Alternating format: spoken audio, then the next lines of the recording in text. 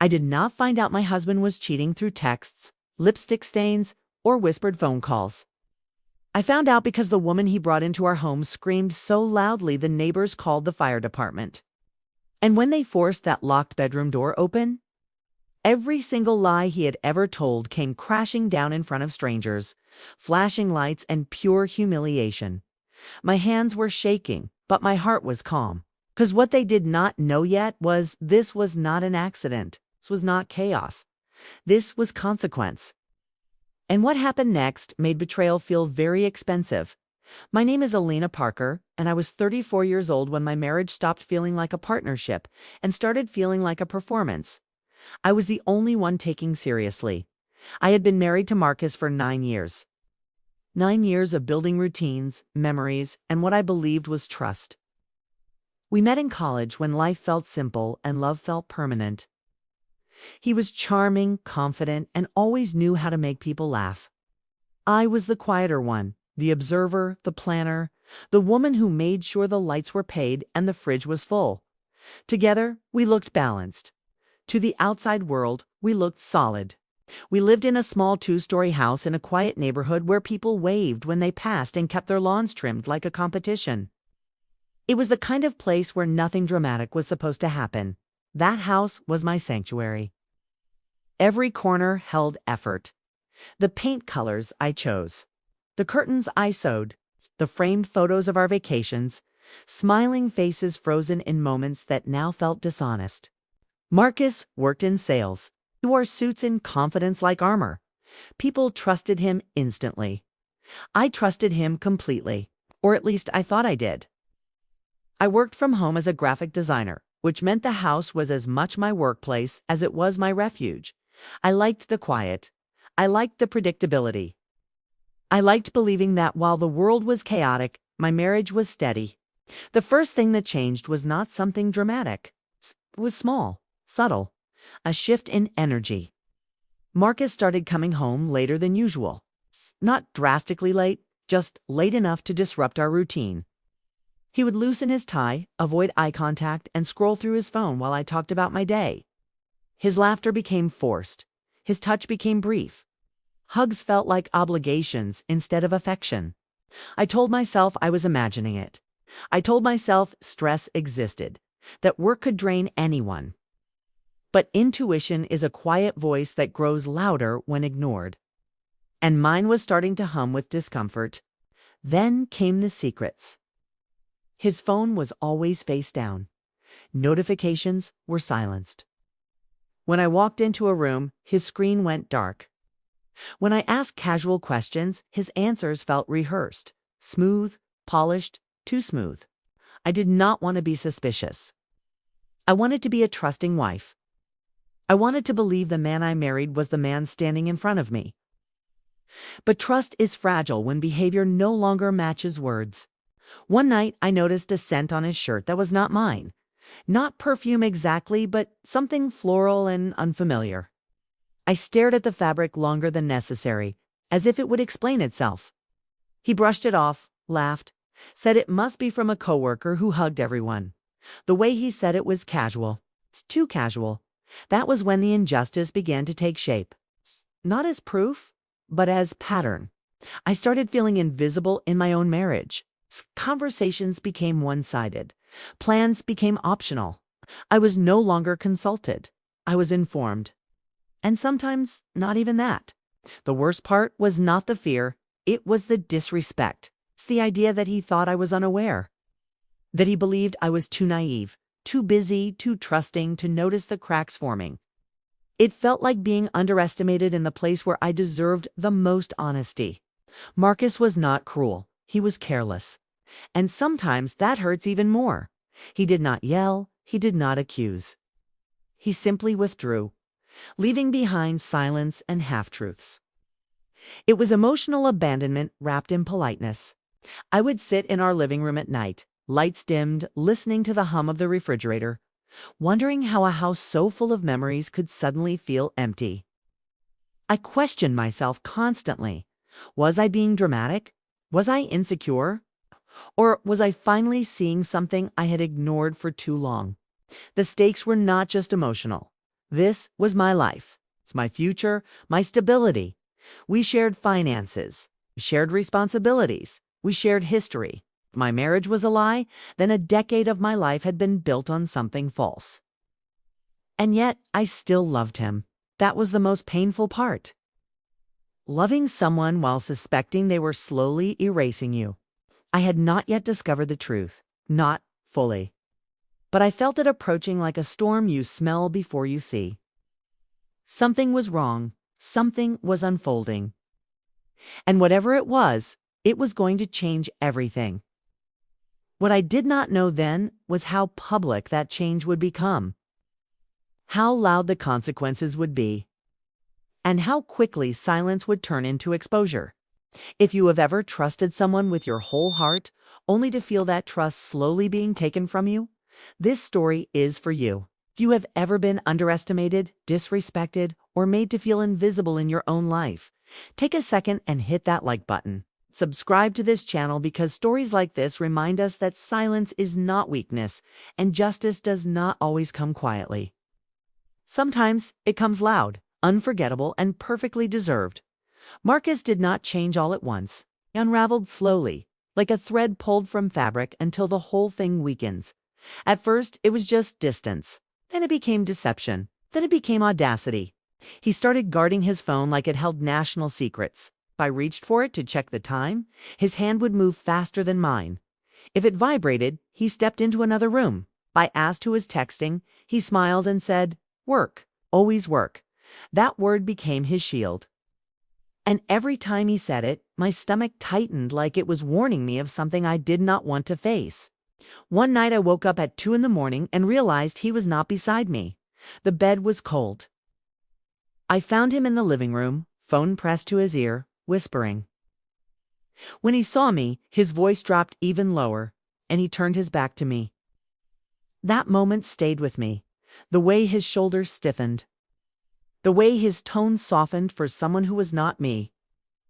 Something about that felt intimate in a way that broke my heart quietly. He started criticizing things he had never cared about before. The way I dressed, the way I spoke, the way I laughed, little comments disguised as jokes, small enough to ignore, sharp enough to sting. It was like he was creating distance by making me feel smaller, as if diminishing me made his guilt easier to carry. Then he began staying out overnight. Not often, just enough to normalize it. He would say he had too much to drink with coworkers and did not want to drive. He would say he crashed on a couch. He would say it was no big deal. But the way he avoided my eyes told me everything his mouth refused to admit. I started checking the clock more than I checked my phone. I started listening for the sound of his car like it was a signal instead of comfort. When headlights finally passed our window, my chest would tighten, not with relief, but with dread. I was preparing myself for another excuse. One evening, I noticed a lipstick mark on a coffee mug in the sink. It was faint, almost invisible. A soft pink. I did not own any shade like that. I stood there staring at it, my heart pounding in my ears. When I asked him, he shrugged and said maybe it was mine from earlier. He did not even hesitate. That was when I realized how easily he lied. How natural it was for him. The lies became layered. Who would forget which version he told me? One night he said he was working late. The next day he said he had dinner with clients. When I asked where, he paused for half a second too long. That pause was louder than any confession. I started feeling like a stranger in my own home. Like I was living in the background of someone else's life. The walls felt different. The silence felt heavier. And his presence felt temporary, like he was already halfway gone. Then came the day he brought her energy into my space without even bringing her body. I found long blonde hair in the shower drain. My hair was dark and short. I held that strand between my fingers like evidence in a trial that had not started yet. My hands were shaking, but my mind was calm in a terrifying way. The calm that comes when doubt finally turns into certainty. That was the moment something inside me hardened. But I did not confront him. Not yet. I watched. I listened. I waited. I started noticing patterns. Tuesdays and Thursdays, he came home later. Fridays, he showered the moment he walked in. Saturdays, he was distant and distracted. It was a schedule, a routine, and routines mean intention. The disrespect deepened when he stopped trying to hide it. Well, he would take calls in front of me and lower his voice without leaving the room, as if I was too irrelevant to be concerned. That hurt more than secrecy ever could. One afternoon, I heard him laugh in a way he had not laughed with me in months. It came from the hallway, warm, unrestrained. It echoed through the house and landed directly in my chest like a punch. I stood frozen, listening, knowing that sound did not belong to me anymore. Something was building. I could feel it. The tension was no longer quiet. It was pressing against my ribs, asking to be released. He thought he was getting away with it. He thought I was blind. He thought silence meant ignorance. And he had no idea how dangerous it is to underestimate a woman who has already seen the truth but has not yet decided how to use it. The moment that changed everything did not come with screaming or tears. It came quietly, almost politely, which somehow made it worse. I was folding laundry in our bedroom when I noticed a small hotel key card slip from the pocket of his jacket. It landed on the carpet without a sound, but it felt like it shook the entire house. I stared at it for a long time before picking it up, as if touching it would make the truth more real than it already was. My heart was beating so hard that I could feel it in my throat. Not fast, heavy, like each beat carried weight. Like each beat was asking me what I was going to do now. I told myself to breathe. I told myself to stay calm. But my mind was already racing ahead, connecting every lie, every late night, every strange scent, every guarded phone call. The puzzle was complete. I just had not wanted to look at the picture. I turned the card over in my hand. The name of the hotel was printed in clean black letters. I had passed it dozens of times while driving around town. Ordinary, unremarkable, and yet it now felt like the center of my entire universe. Part of me wanted to confront him immediately, to throw the card at his chest and demand explanations, to watch him scramble, to finally force the truth out of his mouth. But another part of me, the quieter and sharper part, told me to wait. That part of me knew something important. Anger gives answers, but patience gives control. That realization scared me. I had never seen myself as calculating. I had never imagined I would be the kind of woman who planned instead of reacted. But betrayal changes the shape of you. It forces you to grow edges where softness once lived. When Marcus came home that night, he kissed my cheek like everything was normal. His lips lingered for half a second, just long enough to feel fake. I smiled back. That was the first time I consciously lied to him, and the ease of it shocked me. We ate dinner together. We talked about nothing.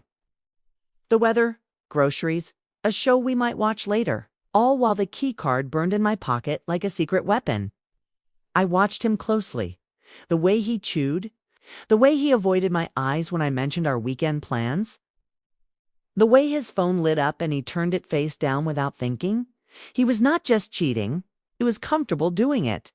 That was my breaking point. Not the affair itself. It's the comfort. I realized he believed he was untouchable, that he believed I was predictable, emotional, harmless. That realization did something dangerous inside me. It replaced sadness with clarity. And clarity is far more powerful. Later that night, while he slept beside me, I stared at the ceiling. His breathing was steady, peaceful, like a man who had no idea his world was about to shift.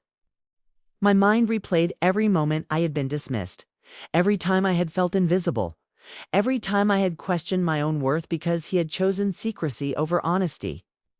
I was done being quiet, but I was not going to be reckless. I was going to be precise.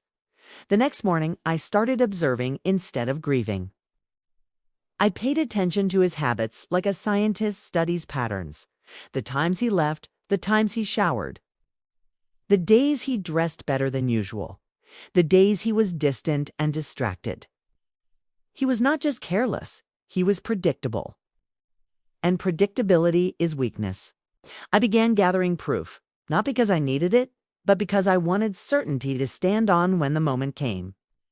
I checked bank statements. Hotel charges appeared once, then twice, then more. I saved screenshots.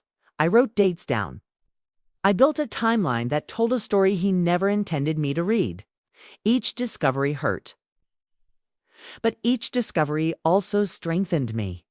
I stopped seeing myself as a victim and started seeing myself as a woman standing at the edge of a choice. I could confront him and end it quietly. Or I could make him understand exactly what it feels like to be exposed, underestimated, and powerless. And I knew with terrifying calm which one I wanted. I stood in our kitchen one afternoon, sunlight pouring through the windows, and felt something settle in my chest. Not rage, not sorrow, resolve, solid, unshakable. This was no longer about him and her. This was about me and my dignity. I was not going to beg. I was not going to plead. I was not going to cry in front of a man who had already decided I was disposable. I was going to remind him that I was the one who knew his routines, his habits, his blind spots. And that is when I understood something that made my hands go cold and my heart feel strangely light. He thought he was controlling the situation, but he had no idea the game had already changed. I did not rush. Rushing makes mistakes. I moved slowly, deliberately, like someone setting a chessboard before the first move. Every step had to look natural. Every choice had to feel invisible. The goal was not chaos. The goal was clarity, exposure, consequence. First, I stopped asking questions. Silence makes people careless. When you stop reacting, they assume you stop noticing. Marcus grew relaxed, confident. He started leaving his phone unattended for longer. He stopped deleting messages immediately.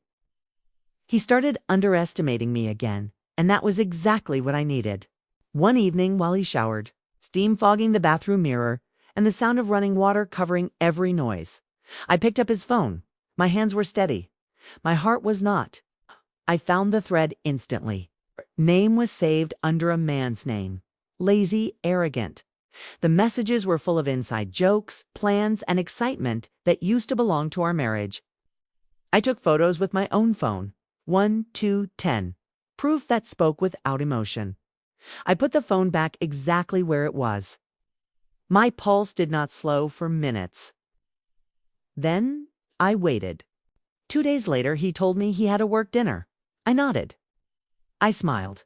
I told him to drive safely. My voice did not shake. He kissed my forehead and left, believing he was stepping into freedom. He had no idea he was walking into a spotlight. I followed him 15 minutes later. The drive felt unreal. The streets were familiar, but my body felt detached, like I was watching my life through glass. When I saw his car pull into a hotel parking lot, something cold settled in my stomach. Not pain, confirmation. I parked across the street and waited. My hands were tight around the steering wheel. My breathing was slow, controlled. I watched him step out, adjust his jacket, check his reflection in the car window. He looked excited. That was the part that stung the most. I took photos, time-stamped, clear, undeniable. Then I went home. That night, I prepared everything. I printed the screenshots. I organized the timeline. Placed the hotel receipt copies neatly inside a folder. It felt less like revenge and more like preparing evidence for a courtroom where dignity was on trial. The execution was not loud, it was quiet. That made it more powerful. The next evening, Marcus invited her to our house. He thought I was visiting my sister. He thought the house was empty. He thought he was clever. He thought wrong.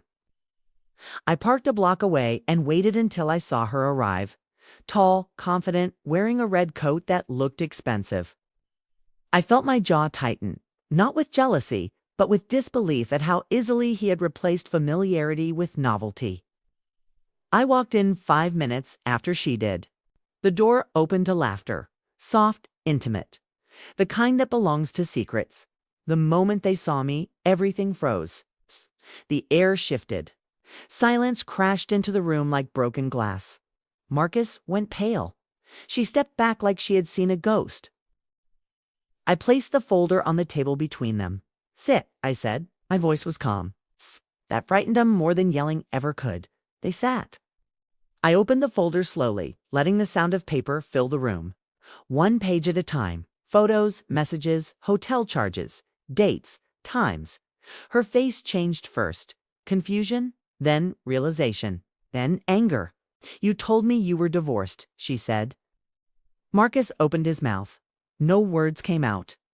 "I am his wife," I said. "Still married, still living here, still paying the bills he thought you replaced." The room felt heavy, thick with truth. She stood up. "You are disgusting," she said to him. Not to me, to him. That was the moment I knew I had already won, but I was not finished. I handed her copies. "You deserve the truth, too." She took them. Her hands were shaking. Then I turned to Marcus. "You thought I was weak because I was quiet. You thought silence meant ignorance. You thought you were in control. You were wrong." His eyes dropped. His shoulders collapsed. For the first time, he looked small. I did not raise my voice. I did not insult him. I simply stood there and let the reality do the damage. And as she walked out without another word, leaving him alone in the wreckage of his own lies, I felt something I had not felt in months. Power. The silence after she left was heavy, like the air itself was holding its breath. The front door closed with a soft click, but that sound felt louder than any scream. It was the sound of his double life collapsing. It was the sound of illusion turning into consequence. Marcus stood in the middle of the living room like a man who had forgotten how to exist. His shoulders were slumped. His hands hung uselessly at his sides. The confidence he wore like armor was gone. In its place was panic, bare and exposed. "Alina, I can explain," he finally said. His voice was weak, smaller than I had ever heard it. I did not respond immediately. I walked to the window and opened the curtains wider, letting the evening light flood the room. It felt symbolic, like bringing truth into a space that had survived too long on shadows. I wanted him to be fully seen in the moment his mask fell. "Explain what?" I asked calmly. "Explain the hotel charges. Explain the lies. Explain how you kissed me every morning and went to meet her at night. Explain which part of that you want me to misunderstand." He took a step toward me. I raised my hand. "Do not come closer." He stopped instantly. The power shift was visible. He was no longer the man who controlled the narrative. He was the man reacting to it. "I'd made mistakes," he said. "Was confused." "No," I replied. "You were comfortable." That is different. That sentence landed harder than I expected. I watched his face change when it hit him. He knew it was true. He had not been lost. He had been selfish. He had not been confused. He had been careless with my trust. I placed the remaining folder pages on the table. "Look at what you built," I said. "This is your legacy. Not love, not passion, not romance. Just paper and lies." His eyes filled with tears, but I felt nothing toward them. Not anger, not satisfaction. Just distance. The kind of distance that comes when someone no longer holds emotional power over you. "I never meant to hurt you," he whispered. "And yet you did it every day," I replied. He dropped into the chair like his legs had given out. His head fell into his hands. The man who once made decisions without considering consequences was now buried under them. That was the moment I felt it. The release. It was not explosive. It was not dramatic. It was quiet and deep, like a knot finally loosening after being tied for too long. My chest felt lighter. My breathing felt slower. My thoughts felt clear. I was no longer carrying his secrets. I was no longer carrying his guilt. I was no longer carrying his shame. He looked up at me, desperation in his eyes. "What are you going to do?" I paused, not because I was unsure, but because I wanted him to sit in that uncertainty. I wanted him to feel what I had felt for months. The waiting, the fear, the powerlessness. I am going to reclaim my life, I said, and you are going to face yours without me protecting you. I told him I had already contacted a lawyer, that the evidence was stored safely, that our finances were being separated, that our story was over. Each sentence stripped away another layer of illusion. You do not get closure, I continued. You do not get comfort. You get honesty and distance. That is the consequence of betrayal. His face crumpled, not because he loved me, but because he had lost control. And that was justice. I walked to the bedroom and packed a small bag. Not because I was running, it's because I was choosing. I paused at the door and looked back at him one last time. You underestimated me, I said. That was your final mistake. Then I left. Outside, the air felt different, cooler, cleaner, like the world had been waiting for me to step back into it as myself. I stood on the porch for a moment, breathing deeply, grounding myself in the reality that I was free. No more questions, no more doubt, no more silence. What he lost that night was not just a wife. He lost the privilege of being trusted. Walking away from that house felt like stepping out of a storm and into silence. Not the empty kind of silence that hurts, but the kind that finally lets you hear yourself again. For the first time in months, my thoughts were not racing. My chest was not tight. My mind was not searching for hidden meanings in every word or movement. I was not guessing anymore. I knew, and knowing was freedom. People like to talk about karma as if it is something mystical, something that floats in from the universe when the timing feels right. I learned that karma is much simpler than that. Karma is consequence. It is the moment when actions finally meet accountability. It is not loud or dramatic. It is precise. It arrives when lies run out of places to hide. Marcus did not lose me because I was emotional. He lost me because I became aware. He lost me because I stopped shrinking. He lost me because I chose truth over comfort. That was his karma, and mine was clarity. I did not forgive him. Not because I was bitter, but because forgiveness is not required to move forward. Peace does not demand reconciliation. Strength does not require softness toward betrayal. I learned that forgiveness is a gift, not an obligation. Some people lose the right to be released from the weight of what they did. What I gained was not revenge. It was self-respect. There is a difference. Revenge is about them. Self-respect is about you. I stopped measuring my worth by how well I was loved by someone who did not know how to love honestly. I stopped questioning whether I was enough. Betrayal is not a reflection of your value. It is a reflection of someone else's character. And once I understood that, everything shifted. I started seeing the past differently. The late nights, the guarded phone, the distance. It was never about me lacking something. It was about him choosing deception over integrity. That realization lifted a weight I had been carrying without knowing it. I moved into a small apartment a few weeks later. It was quiet. Sunlight filled the rooms in the afternoon. There were no memories on the walls yet. No ghosts in the corners. Just space. Space to rebuild. Space to breathe. Space to remember who I was before I became someone trying to hold together a broken promise. I learned that starting over is not failure. 'Tis courage wearing a different face. Some nights were still hard. Healing is not linear. Strength does not mean you never ache. It means you do not let the ache decide your future. I let myself feel everything without letting it control me. I did not suppress the hurt. I respected it. And then I moved beyond it. The most powerful lesson I learned was this: silence is not weakness. Silence is observation. And observation is power. When you stop explaining yourself to people who already chose not to understand you, you take your power back. Marcus underestimated me because I was calm. He thought calm meant passive. He thought quiet meant unaware. He was wrong. I was not quiet because I was weak. I was quiet because I was listening. I was watching. I was deciding.